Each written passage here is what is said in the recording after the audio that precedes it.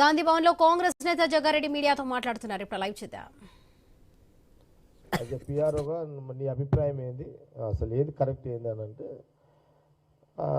హరి ఏమన్నాడంటే, లేదన్నా నిన్న ఉత్తమ్ కుమార్ రెడ్డి గారిది నిన్న సీఎం రేవంత్ రెడ్డి గారు మాట్లాడింది అదే కరెక్టు అని కొంత మనం చరిత్ర గురించి చర్చించుకోవడం జరిగింది. నేను హరి నిన్నంతా దీంట్లో ఏం కనబడ్డదని అంటే, ప్రధానంగా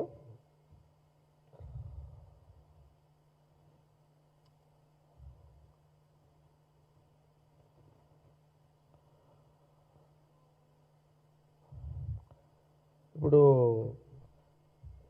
10 సంవత్సరాలు ఒక కాళేశ్వరము ప్రాజెక్టు వాళ్ళు 10 సంవత్సరాలు ముఖ్యమంత్రిగా కేసీఆర్ ఉన్నాడు. ఆయన కాళేశ్వరం ప్రాజెక్టు కట్టిండు కాళేశ్వరం ప్రాజెక్టు కట్టిండు. ఇప్పుడు విచిత్రం ఏంటంటే, ఈ ప్రాజెక్టు కట్టి అసలు ఈ తెలంగాణ గడ్డ మీద కాళేశ్వరం కట్టిన తర్వాతనే తెలంగాణ ప్రజలు నీళ్లు తాగుతున్నట్టుగా ఫీలింగ్ చూపిస్తున్నారు వీళ్ళు. అసలు ఇప్పటిదాకా నీళ్ళే అసలు తాగడానికి నీళ్ళే లేవు, అసలు నీళ్ళే తాగలేదు తెలంగాణ ప్రజలు.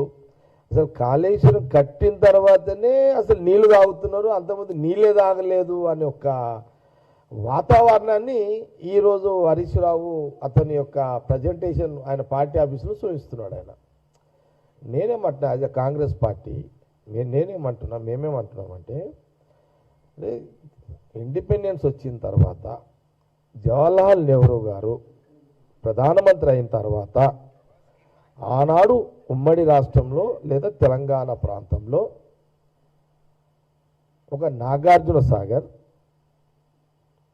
ఒక శ్రీశైలం డ్యామ్,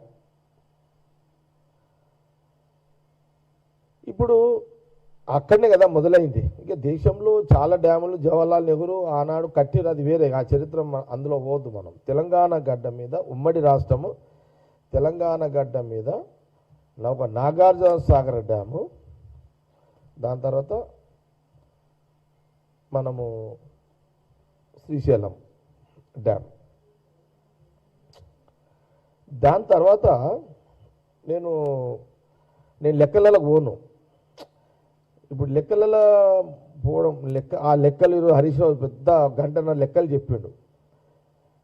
ఆ లెక్కలు చెప్పినంతసేపు వాళ్ళ ముంగట పార్టీ ఆఫీసులో వాళ్ళ ఎక్స్ మినిస్టర్లు, వాళ్ళ ఎమ్మెల్యేలు, ఎక్స్ ఎమ్మెల్యేలు, ఎమ్మెల్యేలు అందరూ కూర్చున్నారు.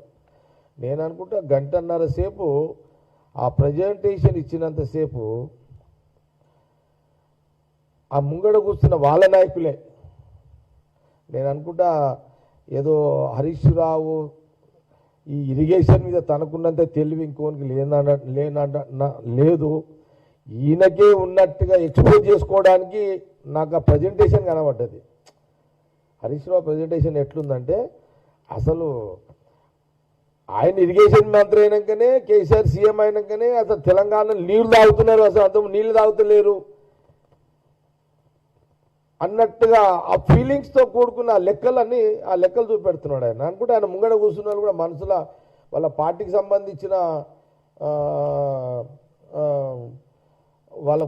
సంబంధించిన ఎవరు ఎక్స్ మినిస్టర్లు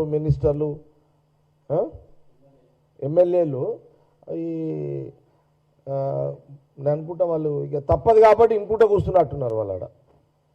వాళ్ళకు తప్పదు కాబట్టి వాళ్ళు ఇనుకుంటూ కూర్చున్నట్టున్నారు వాళ్ళంతా.